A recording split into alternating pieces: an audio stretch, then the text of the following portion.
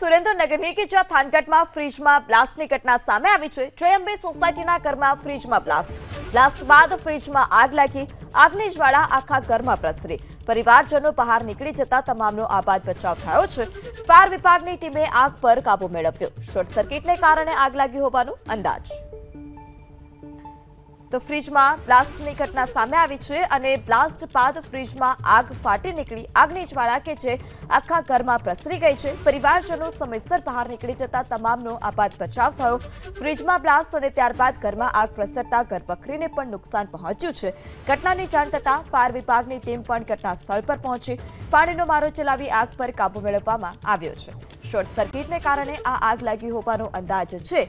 પરિવારજનો કે જે સમયસર બહાર નીકળી જતા તેઓનો આબાદ બચાવ થયો છે। ઘર કે જેની અંદર જે સામાન હતો તે મોટા પાયે તેને નુકસાન પહોંચ્યું છે। અડધા ઉપરનો જે સામાન હતો તે પણ બળીને ખાખ થયો છે, કારણ કે રેફ્રિજરેટર ફ્રીજ કે જેમાં બ્લાસ્ટ થયો પહેલા અને ત્યારબાદ આગ લાગી।